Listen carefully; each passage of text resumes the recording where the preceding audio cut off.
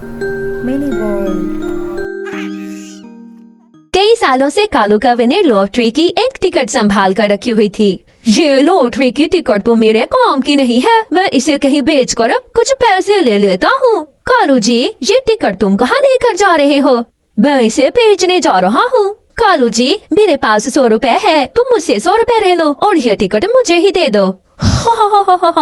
जो टिकट मेरी नहीं लगी वो तुम्हारी कहाँ लगेगी? मगर गौरी कौवी अपने पति कालू कौवे से वो लॉटरी की टिकट ले लेती है। ऐसे ही कुछ दिन गुजर जाते हैं और फिर एक दिन गौरी कौवी बाजार जाती है। वो अपनी लॉटरी की टिकट भी साथ ले गई थी। चाचा छम छम, ये मेरे लॉटरी का नंबर तो चेक करो, हो सकता है मेरा भी कोई इनाम लग गया हो। फिर चाचा छम छम गौरी से लॉटरी की टिकट लेकर उसे देखता है। बधाई हो गौरी, तुम्हारा तो पूरा 1 लाख का इनाम लगा है। ये सुनकर गौरी तो उछलने लगती है। 1 लाख? मुझे विश्वास नहीं हो रहा। फिर चाचा छम छम गौरी कौवी को 1 लाख रुपए दे देता है। गौरी वो पैसे लेकर घर चली जाती है। कालू कालू, मैं ना कहती थी मेरी किस्मत तुमसे अच्छी है, मेरा इनाम लग गया है, मेरा पूरे 1 लाख का इनाम लग गया है। ये सुनकर कालू कौवा भी उछलने लगता है। हम अमीर हो गए, हम अमीर हो गए गौरी। हम नहीं, मैं अमीर हो गई हूँ। अब मैं यहाँ एक बड़ा और नया घर बनाऊंगी। मगर कालू, मेरे बड़े घर के पास चिड़िया का टूटा हुआ घोंसला अच्छा नहीं लगेगा, मैं अभी चिड़िया को यहाँ से भगा कर आती हूँ।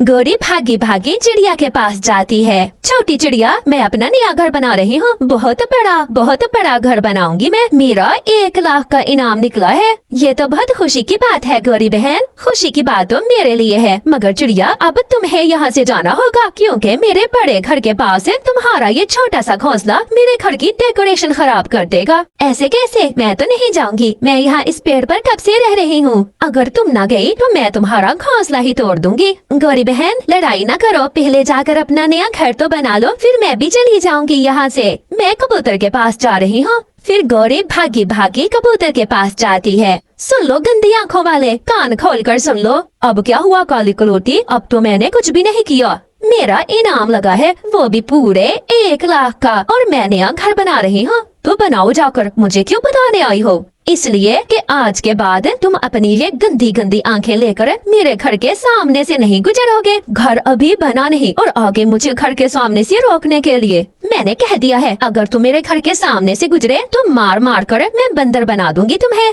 पापा, मुझे पैसे दे, मैंने पास वाले जंगल में मेला देखने जाना है। एक बार कहा ना, मेरे पास पैसे नहीं है, तुम्हारी माँ आए तो उसे ले लेना। ऐसा कहते हुए कालू कौवा घर से चला जाता है। मेला तो मैं देखने जरूर जाऊंगा।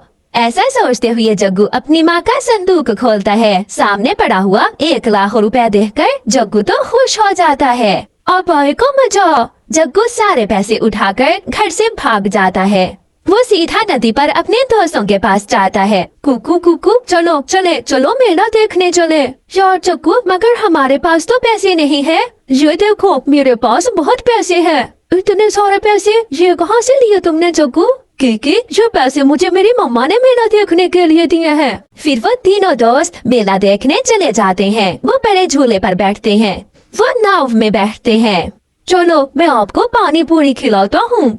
फिर वो पानी पूरी खाते हैं, वो मिठाई खाते हैं। ये गरीब पक्षी है, इसे कुछ पैसे दे देते हैं। फिर जग्गू कौवा कुछ पैसे गरीब पक्षियों में बांट देता है। जग्गू, तुम्हारे मम्मा पापा बहुत अच्छे हैं जो तुम्हें इतने सारे पैसे दिए मेला देखने के लिए। हाय, मैं मर गई, कहाँ है मेरे पैसे? मेरे पैसे कहाँ है? इसी संदूक में तो मैंने रखा था अपना 1 लाख रुपए। गौरी रोती हुई घर से भागती है।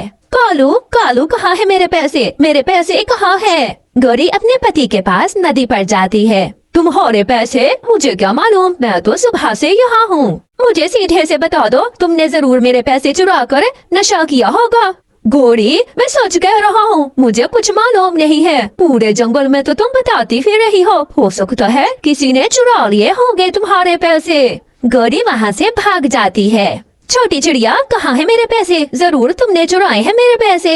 गौरी बहन, मैं तो अभी अपना भोजन लेकर आई हूँ, मुझे क्या मालूम, मैं तो तुम्हारे घर ही नहीं गई। मैं भी छोड़ूंगी नहीं, मैं पकड़ लूंगी जिसने भी मेरा 1 लाख चुराया है। कबूतर के बच्चे, गंदी आंखों वाले, चुपचाप मेरा 1 लाख मुझे वापस दे दो। लो जी, फिर आ गई। तुम्हें मेरे अलावा लड़ने के लिए कोई और नहीं मिलता पूरे जंगल में? कबूतर मेरे भाई, प्लीज मेरे सपने ना तोड़ो। अगर तुमने मेरे पैसे चुराए हैं तो उसमें से 1000 तुम रख लो और बाकी के मुझे वापस कर दो प्लीज। नहीं गोरी, मैंने नहीं चुराए।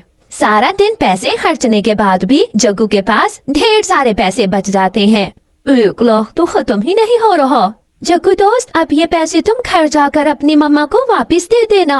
मगर पीछे बैठा हुआ एक उल्लू सब देख रहा था। वो जल्दी से उड़ता है और जग्गू से वो पैसे छीन कर ले जाता है। रुको रुको, मेरे पैसे मुझे वापस दो। मगर उल्लू दूर निकल जाता है। जग्गू रोता हुआ अपने घर चला जाता है। मम्मा, बहुत मजा किया आज हमने। आज जग्गू ने मुझे और कीकी को बहुत एंजॉय करवाया। वो कैसे बेटा? जग्गू के पास इतने सारे पैसे थे, उसने हमें मेला भी दिखाया और चीजें भी खाने को लेकर दी। तो फिर इसका मतलब गौरी के पैसे उसका अपना बेटा ही चुरा कर ले गया है। जग्गू बता दो जग्गू बेटा, इस संदूक से पैसे तुमने ही लिए हैं ना? नहीं मम्मा, मुझे कुछ मालूम नहीं। मेरे अरमानों पर पानी फेर दिया। किसने ऐसा किया है? कौन है? कालू, मैं छोड़ूंगी नहीं तुम्हें। तुमने ही तोड़े हैं मेरे सपने। गौरी डंडा लेकर कालू के पीछे भाग जाती है। कालू आगे आगे और गौरी पीछे पीछे। ऐसे गौरी कवि के सपने दिल में ही रह जाते हैं।